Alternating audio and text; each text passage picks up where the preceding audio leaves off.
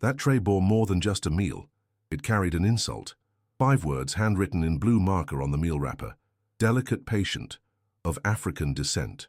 The words hovered between the food and the dignity of Oliver Brooks, 41, seated in 2A of West Air Flight 883's first class. Minutes earlier, before a full cabin, he had been removed from his seat under the surprised gazes of fellow passengers. No one questioned it. No one defended him. It was as if everyone already knew who he should. First, what no one knew was who Oliver really was. Founder of Brooks Dynamics, a conglomerate valued at $390 million, and more importantly, the majority shareholder of West Air Corporation. Oliver had arrived early at Seattle-Tacoma International Airport that overcast morning. His light gray bespoke suit contrasted with the hurried traffic of travelers. As he crossed the boarding area, his presence was discreet, yet unmistakable. He carried only a dark leather briefcase and the calm gaze of someone accustomed to environments where respect should be automatic. If you're already feeling the weight of this story, don't forget to leave your like, subscribe to the channel, and comment below. What would you do in Oliver's place? Your opinion matters, and we want to hear from you. First class on Flight 883 offered exactly what Oliver expected: space, tranquility, and professionalism.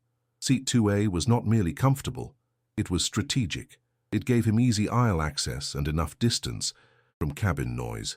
He planned to review important documents en route to Houston, where a decisive meeting with international investors awaited.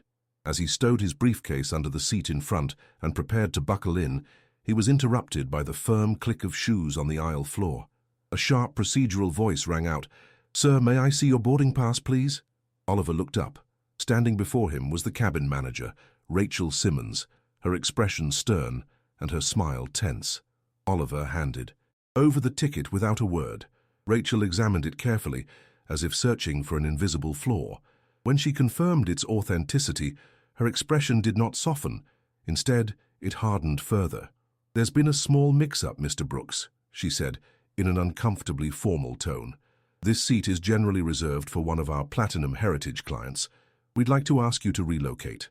Oliver arched an eyebrow, still composed. "My ticket says 2A. It was purchased directly through my company 3 weeks ago." Rachel smiled, but it was more a warning than a gesture of courtesy. "I understand, sir, but as a courtesy we reserve certain seats for our historic clients. I'm sure we can seat you comfortably elsewhere." Oliver straightened, maintaining his calm tone. "I'd prefer to stay where I am." For a brief moment, the cabin froze.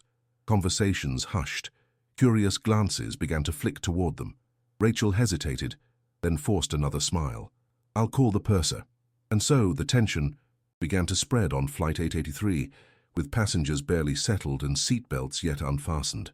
A silent unease formed around Oliver, while the real battle that lay ahead had not yet begun. A few minutes later, a man in a navy blue vest and gleaming badge appeared, striding down the aisle. It was Thomas Reynolds, the purser. His forced smile barely concealed his intent to resolve the uncomfortable situation quickly and conveniently. "Mr. Brooks, my name is Thomas. We'd like to politely request that you accept a temporary relocation to another seat for operational reasons." Oliver remained unmoved. His tone was firm yet polite. "My boarding pass is for seat 2A. I do not intend to move." Thomas cast a quick look to Rachel, who merely nodded as if confirming a rehearsed script. The purser sighed and, with a subtle gesture, signaled 2 uniformed security officers waiting by the cabin door. The cabin temperature plummeted. "In that case, Mr. Brooks, we'll need to escort you to the boarding area for further clarification," Thomas said as the officers approached. Passengers' expressions ranged from silent shock to cynical complicity. No voice rose, no hand reached out. Oliver closed his briefcase slowly, inhaled deeply, and, dignity intact, rose from his seat. The humiliation hung in the air like dense smoke. As he was escorted down the aisle, Oliver heard whispers, the muffled clicks of cell phone cameras, and the growing discomfort of those who instinctively realized something deeply wrong was unfolding. The corridor leading from the aircraft to West Air's operations wing felt endless. The polished concrete underfoot reflected the cold white lights that flickered intermittently, casting dancing shadows on the narrow walls. Oliver's footsteps, accompanied by the officer's calculated steps, echoed like a silent drum of judgment. Every meter felt like a descent deeper into a machinery of injustice, turning without question. They arrived at a grey door without windows, its faded sign reading, "Restricted area, authorized personnel only." One officer swiped a badge reader, unlocking entry to a small, chilly room with frosted glass walls and a metal table at its center. Behind the table sat a man in a worn suit, crooked tie and dull grey eyes. His nameplate read, "Paul Matheson, Incident Manager." Paul did not stand as Oliver entered. He merely gestured vaguely to the stiff chair opposite. "Mr. Brooks," he said in a mechanical, hollow tone, "we need to clarify some inconsistencies before you can continue your trip." His voice dripped with false politeness, like a blade sheathed in bureaucracy. Oliver sat down slowly, adjusting his briefcase on his lap, maintaining a serene demeanor despite the hostile setting. Paul opened a red folder marked with asterisks and began leafing through papers, feigning interest. "It seems your ticket triggered a security alert," he said at last, without looking up. "A high-value payment verification and some inconsistencies in the booking profile." The ensuing silence was heavy. Oliver remained motionless, watching Paul as one studies a predictable piece on a chessboard. Paul pulled a sheet closer and slightly swiveled his computer screen, as if about to reveal something grave. "Your ticket was purchased with a corporate card from a company not in our frequent client records," he said accusingly. "Also, the high direct purchase price, without an agency or executive assistance, usually flags fraud or attempted scams." Each word sounded official, but beneath the surface lay a layer of judgment. Oliver said nothing. He opened his briefcase with slow, controlled movements and removed a letterhead-printed Brooks Dynamics document, accompanied by an authenticated transaction receipt. Without a word, he slid them across the table. Paul picked them up reluctantly. Paul scanned the documents, brow furrowed in search of an invisible flaw. "Brooks Dynamics," he murmured, as if trying to recall where. He had heard the name. He turned the page, noted the bank account details, the original signature, the authentication stamp. His eyes flickered for a moment, then he settled back into rigid posture. "Still," he insisted through the cracks in his composure, "we did not receive a corporate travel notification for this booking. Large companies typically channel such information through specific channels. Your absence in our system raises flags, Mr. Brooks."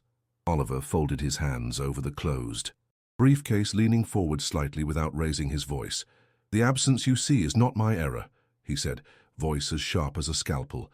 "It's an error of your system, which failed to recognize a legitimate, fully paid ticket confirmed immediately upon purchase." The room seemed to shrink under the weight of his words.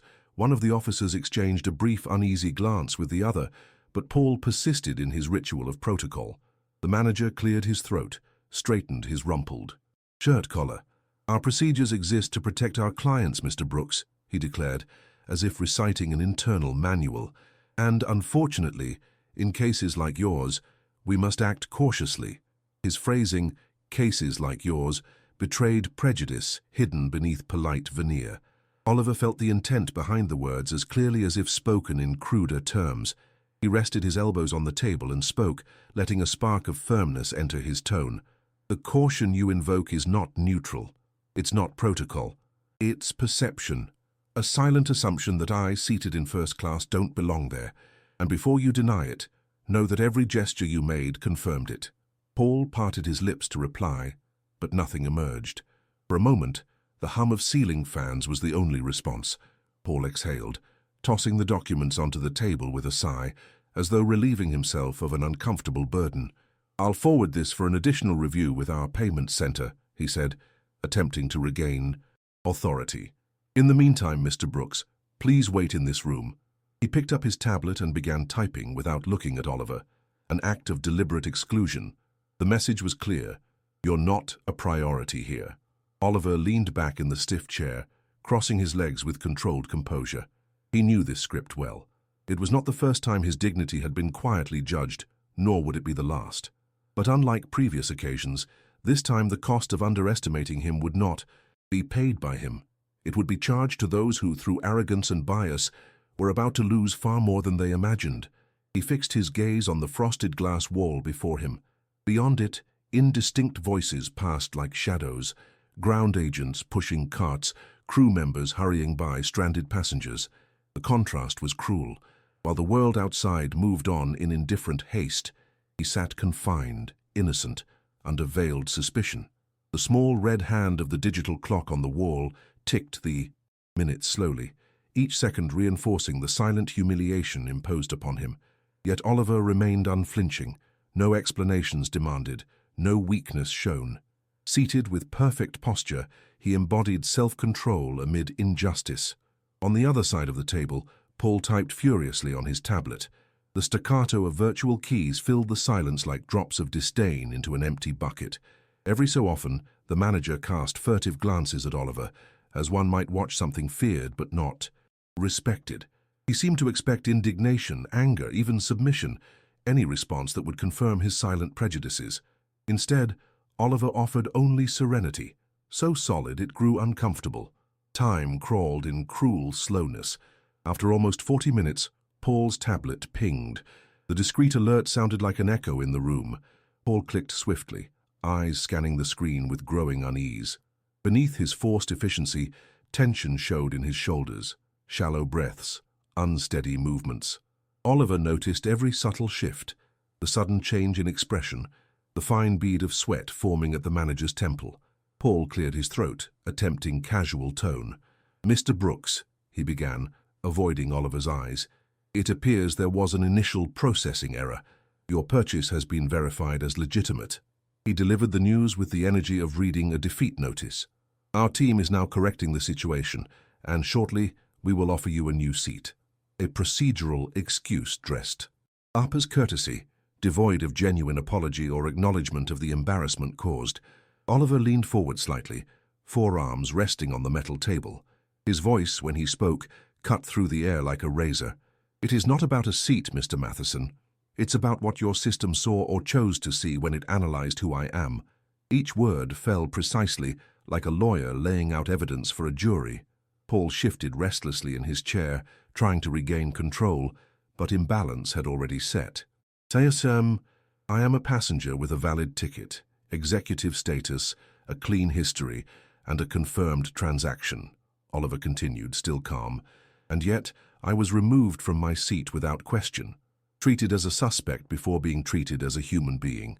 Did you follow your procedure manual, perhaps, but you also followed something else, a distorted perception of who deserves respect and who deserves suspicion." His last words lingered like thick smoke, impossible to ignore. When finally cleared to return to the gate, Oliver rose with the same composed dignity he had shown when seated. Paul motioned him out with a curt wave, as if discarding a nuisance. Two new ground agents, different from the previous ones, escorted him in silence down the same narrow, dimly lit corridor. But by now the atmosphere had shifted. No longer mere distrust. It was pure shame, the uncomfortable shadow of their mistake weighing on the cold hallways. Approaching the gate, Oliver immediately sensed something wrong. The area was eerily empty. No boarding announcements, no smiling agents, no preparations underway. Only the strange quiet that precedes bad news. The agent guiding him managed an awkward smile and murmured without meeting his gaze, "Your flight has already boarded, Mr. Brooks, but we've arranged for you to reboard." Before he could respond, she gestured him through a narrow, poorly marked side door leading to a metal, rattling external staircase. The cold morning wind slapped Oliver's face. As he descended the steps, accompanied only by the echo of his own footsteps and the agent behind him, the aircraft that once symbolized comfort and status now looked like an unreachable fortress. At the bottom, another employee waited with a handheld boarding pass scanner. "Welcome aboard, Mr. Brooks," the man said with forced formality, scanning his pass with a hurried beep. "Please enter through the rear door." The words hit like a verdict. Entering through the rear door, Oliver immediately felt the difference. The atmosphere of economy class was thick, loud voices, crying children, the odor of reheated food, none of first class's silent luxuries, none of its promised tranquility. A middle-aged flight attendant with a tired expression escorted him swiftly down the narrow aisle toward the back. "Seat 44E, she announced, handing him a new ticket while avoiding eye contact. Seat 44E lay mid-row, squeezed between two burly passengers who encroached on the armrests. One man, in a sweaty tank top, blasted music from his phone. The woman on the other side snored softly, head lolled back, With no space for his luggage, shoulders, or dignity, Oliver struggled to stow his briefcase under the seat ahead and, with contained movements, settled into the imposed spot, devoid of the courtesy he deserved. The plane vibrated lightly as it taxied for takeoff. Oliver felt the seatbelt bite into his stomach and his neighbor's arm press into his space. From the rear of the cabin, he glimpsed the curtain-dividing classes, a thick grey barrier almost symbolic. He closed his eyes not to rest but to imprint every detail onto his memory, the smells, the sounds, the bitter taste of injustice. For he knew this memory had a purpose, and that purpose was only beginning. The takeoff jolted him, followed by a monotonous drone filling his small space. He kept his eyes closed longer than necessary, absorbing every vibration as if it were part of his inner tension. No distractions, no comforts, only the weight of an escalating resolution. This story would not end at touchdown. Every passing minute fueled his conviction that there would be consequences. 30 minutes after reaching cruising altitude, movement began in the forward rows. Oliver, alert despite physical discomfort, watched discreetly. Cabin manager Rachel Simmons spoke quietly with a flight attendant near the divider. Discreet gestures, exchanged glances. Then Rachel hurried down to economy, striding through the aisle as though seeking someone. Her tense expression and the way she averted her gaze from Oliver were all too telling. 2 rows ahead, a well-dressed white passenger argued with a flight attendant. His seat had been swapped without notice. He loudly complained about being downgraded to a common row, demanding immediate placement in first class. Rachel approached with faux concern and with little effort announced, "A seat has opened up in the elite section." The passenger, satisfied, grabbed his bag and strode up to first class, the seat that should have been Oliver's. Oliver needed no words to understand. His place wasn't just questioned, it had been erased, replaced. The airline chose to relocate a passenger who fit their expected profile rather than correct the injustice done. It was a conscious choice wrapped in administrative excuses, but rooted in something far deeper. He inhaled slowly, letting the cold air inflate his lungs, then exhaled in a firm, determined hiss. As the new passenger settled into the seat that rightfully belonged to Oliver, he opened his briefcase and withdrew a small notebook, its edges worn from frequent use. In it he logged ideas, speeches, and, in moments like this, plans. With precise, silent handwriting, he began listing events: the forced removal, the hostile verification, the deliberate relocation to the most uncomfortable section, the silent substitution. Each detail, each microaggression, each layer of institutional prejudice disguised as protocol. Across the aisle, a young flight attendant observed Oliver with a mix of curiosity and discomfort. Perhaps he intuited that something significant was unfolding, but it was too late to change course. Oliver closed the notebook carefully, slipped it back into his briefcase and leaned back in the narrow seat. Outwardly still, but inside, the engines of something much greater were already roaring in silence, ready to turn this humiliation into an inevitable storm. As the aircraft prepared its descent into Houston, the captain's announcement crackled over the PA, but Oliver barely registered it. His mind was far beyond this flight, on what would come next. He knew true justice's gears don't move on their own. They require firm hands to set them in motion, and he was more than prepared to take that next step. While other passengers adjusted belts and gathered belongings, Oliver remained seated, eyes fixed on the grey divider, a general surveying the battlefield before the attack. The cow. Landing was abrupt, as if fate itself wanted to underscore that this story would not end on the runway.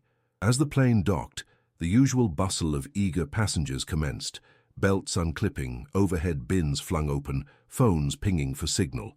Oliver, however, stayed seated. He knew he would not exit through the front doors like the elites. For him, departure would be from the rear, his presence meant to be concealed. And, unsurprisingly, that's exactly what happened. Walking through the disembarkation terminal, briefcase in hand, Oliver noticed the atmosphere shift around him. A ground attendant in a dark uniform and badge waited by a small, special assistance lounge. The makeshift sign read, "Special Assistance," but the attendant's tense smile and evasive gaze betrayed that this assistance was no privilege. It was a desperate effort by the airline to mitigate damage they hadn't yet grasped. Oliver followed him without a word, each step drawing him closer to a true turning point. Inside the improvised lounge, two figures waited. A woman with brown hair in a tight bun, clad in a light grey suit, and an older man with a loose tie and anxious expression. They introduced themselves swiftly as Susan Alvarez, Corporate Relations Manager, and Henry Wexler, Assistant Director of Operations. Words like inconvenience, security procedures, and misunderstanding were poured out like oil on troubled waters, attempting to soothe what was, in essence, an institutional catastrophe primed to explode. Oliver listened in silence. He let them speak, let them entangle themselves in rehearsed apologies and corporate excuses. When the flow of words finally ceased, he set his briefcase on the glass table and opened it with a controlled movement. He withdrew a single document, a dossier bound with the Brooks Dynamics logo and the West Air Holdings crest on top. He slid the dossier toward Henry and Susan, whose expressions shifted before their fingers even touched the paper. At the top of the first page, in crisp letters, read, "Formal Notice of Executive Control Action, 27.8% shareholding." Susan's eyes widened. Henry paled visibly. Neither needed to read further to grasp its meaning. Before them sat not merely a disgruntled passenger, but a part owner of the company, one wielding power not only to demand apologies, but to alter the firm's course with his signature. In that moment, Oliver Brooks intended to do just that. For an instant, the room fell utterly. Silent, Susan flipped through the dossier with trembling fingers, each page revealing ownership documents, share registers, and email exchanges from weeks prior with West Air Holdings' compliance department. Henry, more seasoned, remained still, but the pulse at his temple betrayed the panic he struggled to contain. Both realized that everything they had tried to minimize, justify, or conceal had been documented, and now placed formally before them, like a trap they'd laid for themselves. Oliver let the weight of the moment fill the space before speaking. His voice, when it broke the silence, was low, firm, and impossible to ignore. "You treated one of your principal shareholders as an intruder. You allowed assumptions to speak louder than data. You applied unwritten rules that silently exclude anyone who doesn't fit your visual model of ideal passenger." He paused strategically, letting the words settle like dust after an explosion. "And now, you will answer for it." Henry swallowed hard. Susan tried to catch her breath. "Mr. Brooks," she began awkwardly, "we can certainly find a solution, a settlement that preserves our relationship." The effort sounded pathetic in its haste. Oliver stopped her with a calm wave. No more space for empty negotiations. He did not want a courtesy voucher or a lifetime upgrade. He wanted something far more valuable. Real restructuring of the procedures that allowed such abuse to occur. With deliberate movement, Oliver withdrew a second folder, this one stamped in gold letters. "Immediate restructuring proposal for customer service and corporate inclusion. Emergency executive action." Henry blinked repeatedly, as though stunned by how quickly the trap had closed. Susan glanced at him, only to find confirmation of the inevitable. This proposal was not a recommendation. It was a directive, an ultimatum backed by shareholder rights, fiduciary duties, and a ready legal team. "The board has been informed," Oliver added calmly, observing their reactions. "An extraordinary meeting is scheduled in 24 hours. If you wish to preempt public disgrace and the financial fallout this crisis will bring, I recommend you implement these changes immediately." His tone was serene yet sharp as a freshly honed blade. He knew each word now moved West Air's fate like a conductor guiding an orchestra on the brink of collapse. Across the room, Susan leafed through the proposal frantically, eyes wide at terms like mandatory, unconscious bias training, premium service protocol review, and independent auditing of inclusion practices. Each line was a sentence, each clause an open wound in the corporate culture they'd tried to protect. Henry, ashen, leaned back in his chair, defeated. The tide had turned. Without raising his voice, Oliver had flipped the board. Meanwhile, West Air's internal network was already buzzing. Compliance system alerts flagged all employees involved in Flight 883's incident.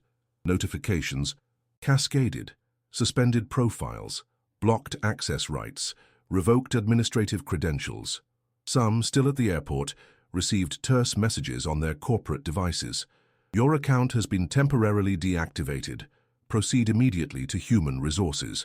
The collapse was silent, efficient, and utterly relentless. Rachel Simmons, the cabin manager who initiated the discriminatory chain, was intercepted by West Air security agents before she even left the arrivals area. Without ceremony, they confiscated her badge, blocked her company phone, and handed her a formal termination letter. She tried to protest, but the agent's neutral expressions made clear there was no room for appeals. For Rachel, who had felt untouchable within West Air's elitist hierarchy, reality hit like a blunt force. In operations control, Thomas Reynolds, the purser who ordered Oliver's removal, saw his career implode in minutes. A curt email informed him he was under internal investigation with all benefits suspended indefinitely. When he attempted to log into the system to learn more, the screen flashed red. Access denied. The impotence once reserved for passengers he scorned was now his only companion. In the legal department, frantic conference calls ensued. External consultants were engaged. Emergency press statements were drafted at lightning speed, trying to anticipate media reaction. Every executive, manager, and assistant who had witnessed or enabled the abuses against Oliver now felt an inevitable avalanche approaching. No position was safe. No corporate alibi would suffice. Amid the chaos, Oliver strolled through the terminal, face calm, briefcase under his arm. He knew true change did not stem from public scandal, but from quiet actions that corrode rotten foundations from within. Each suspension notice, each access block, each nervous phone call was a piece of the old system collapsing. It was the sound of transformation, not forced by violence, but demanded by accountability. Yet Oliver knew this was only the beginning. Toppling names was easy. Changing mindsets would be the real challenge. So, as he made his way to the waiting car, he began planning his next move, not just demanding redress, but building a new inclusion policy to ensure no one else suffered as he had. The injury they tried to inflict would become the driving force for rewriting an entire corporate culture.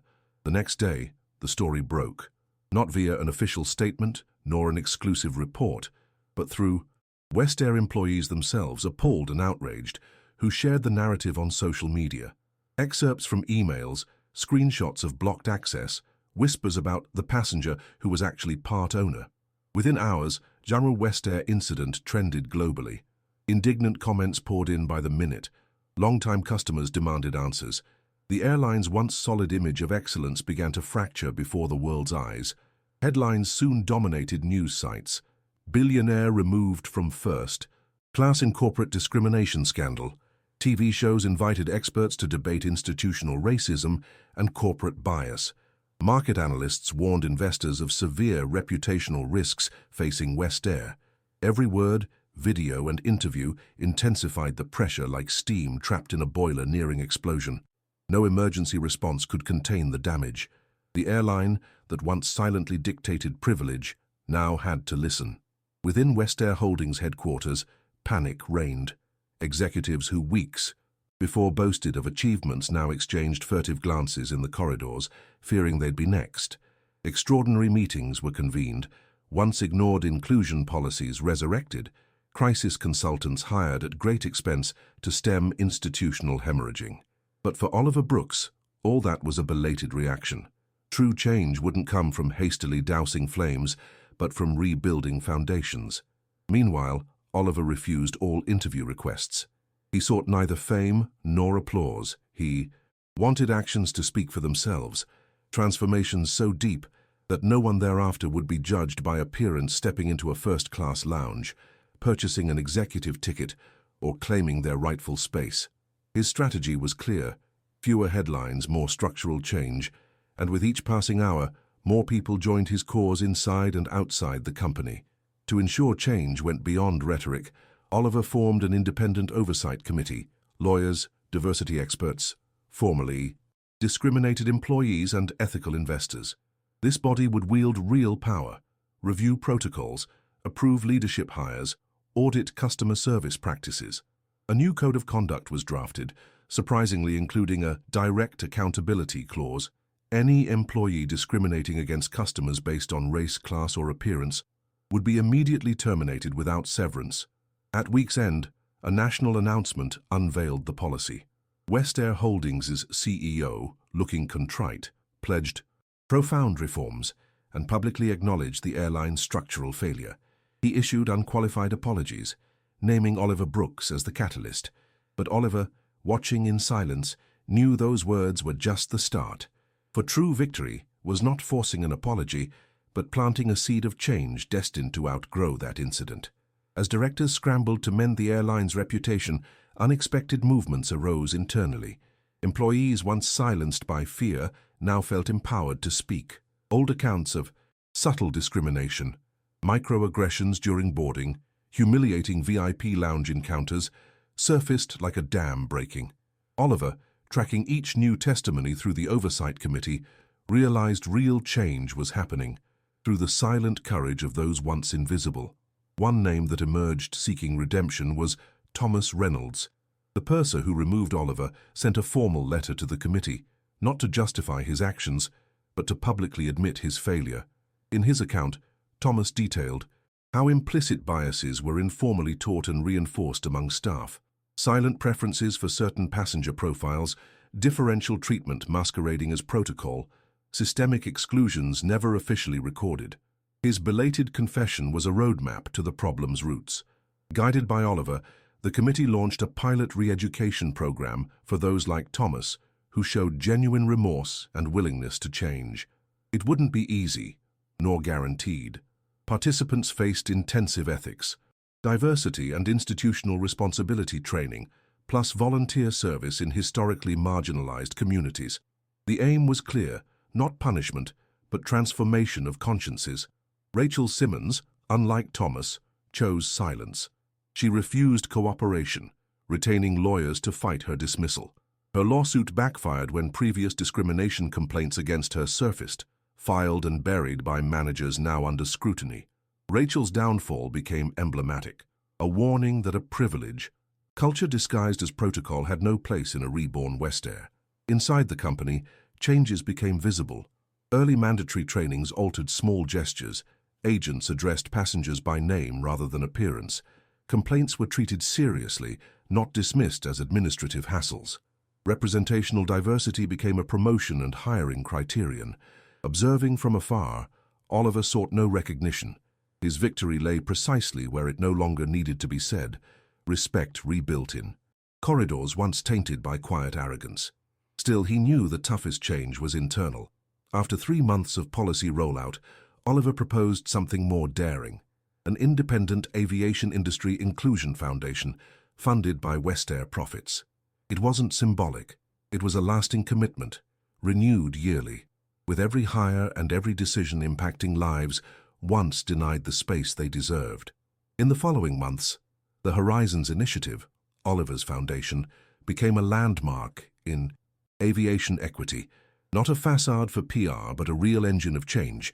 Executive awareness workshops, scholarships for underrepresented youth, regular audits of customer service practices, actions designed to leave lasting marks, not just on paper, but on hearts. Oliver remained true to his discreet style. He declined awards and spotlights. Asked about his motivation, he replied, "No one should have to prove they deserve respect." That phrase became the foundation's motto and West Air's new internal policy, printed in training manuals, emblazoned on administrative walls, repeated in every leadership meeting. A simple phrase, heavy with meaning his old corporate culture had never borne. Gradually, metrics shifted. Discrimination complaints plummeted. Customer satisfaction across profiles rose. Employee engagement soared. For Oliver, numbers reflected only one part. What truly mattered were small daily gestures. An attendant gently correcting a colleague's slip with warmth. A ground agent, offering genuine respect to every passenger. These were the transformations that counted, not statistics or marketing, but the silent preservation of thousands of dignities once invisible. One afternoon, waiting for his next flight in a Houston lounge, Oliver witnessed a moment that moved him deeply. A modestly dressed young man approached the first-class entrance, ticket in hand, hesitant.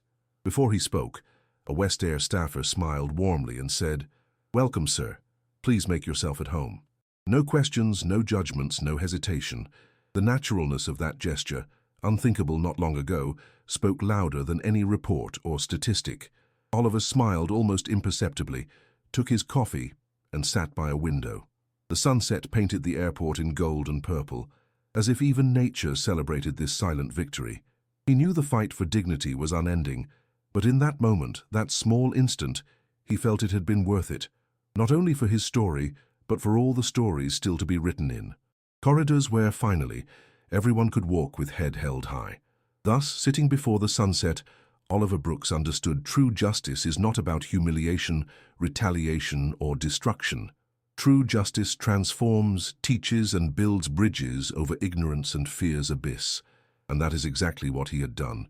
Not merely reclaimed his place, but opened paths, so others would never have to fight to be seen as equals. Time passed, but Oliver Brooks's story remained both a scar and a map. Within West Air, new hires learned on day one not just to follow protocols, but to see people beyond stereotypes. Instinct and assumption were no longer acceptable. The airline, once a silent symbol of disguised exclusion, had become a model of conscious, restorative corporate culture. Among veterans, the changes were more painful. Some resisted, others resigned. Yet many, touched by transformation's depth, chose to change with it. In internal gatherings, spontaneous confessions emerged of past mistakes, dissolved prejudices, and awakened responsibilities they'd carried unknowingly. Each shared story laid another layer of repair over past wounds. Oliver observed these movements from afar, without needing to intervene. To him, the greatest success was no longer being the protagonist of change. His role had been to spark the flame. Now the fire of transformation needed to spread through the hands and choices of every individual in that organization. His name appeared in internal documents and on Horizons Initiative commemorative plaques, but his true victory manifested in daily small acts. One April morning, nearly a year after Flight 883's incident, Oliver received a special invitation. The inaugural Horizons Initiative Awards ceremony honoring West Air change agents. Quietly seated in the back row, he watched tributes not only to his gesture, but to all the new stories born from that moment. A ground agent promoted for courage in reporting abuses, a young black man inspired by Oliver becoming a West Air pilot, a manager who overhauled the entire service department on dignity and respect principles. Called to the stage, Oliver declined rehearsed remarks. With microphone in hand, his voice rang clear with purpose. True justice isn't about elevating your own image, it's about lifting others, especially those the system learned to knock down. The audience sat in profound silence, absorbing every word. No hasty applause, no cheers, only respectful pause, richer than admiration, understanding. And so, without fireworks or big headlines, Oliver Brooks closed that chapter. With dignity and tact, his mission accomplished, and steadfast certainty that sometimes the most powerful way to win is not to retaliate or humiliate, but to teach. Teach that every human being carries the story of their own dignity, and no institution, however great, has the right to erase it. In the days following the ceremony, Oliver noticed something shift within him. The silent anger he'd carried since being torn from his seat on Flight 883 had given way to something deeper, a consolidated sense of purpose. It wasn't just about correcting a personal wrong, it was about leaving a legacy. He now understood true power lies not in forcibly occupying spaces, but in reshaping the architecture defining those spaces. One chilly morning in his New York office, Oliver reviewed Horizons Initiative reports. The number of airlines interested in adopting protocols like West Air's had tripled in 6 months. Change, slow but solid, was spreading. Each new commitment was a small victory against institutional prejudice. Each new inclusion story, a crack in a privilege wall once deemed unassailable. But not all change appeared in graphs. Some could only be felt. The way a young staffer now approached a diverse passenger without hesitation. The spark in a woman's eyes who, for the first time, felt truly welcome in a space once reserved for few. These were the transformations that mattered. Not statistics or marketing, but quietly restoring the dignity of thousands once unseen. One evening, strolling alone through the city, Oliver passed a bookstore window. Among biographies and novels, a chalkboard bore a phrase that caught his eye. You are responsible for changing what you survived. He paused, staring at those words as city lights danced in his eyes. That was it. Without fanfare or trophies, his life had become exactly that, a living answer to the injustice imposed upon him. He smiled almost imperceptibly, adjusted his lapel and continued on his way, not weighed down by burden, but lightened by knowing that though some seeds wouldn't bloom immediately, inevitably a new garden would rise from soil once thought barren. His story now belonged to the world, yet his mission would remain silent, discreet, and urgent as ever, because in the end, Oliver knew, true revolution occurs in the unseen. In corridors, no one films. In words, no one awards. In changes, no one applauds, but that transform everything. It is there, away from the spotlight, that true architects of justice leave their deepest marks. If this story touched your heart, don't forget to leave your like, subscribe to the channel, and comment. Which part of this journey impacted you the most? Your voice is essential, and together we can build a world where no one needs permission to exist.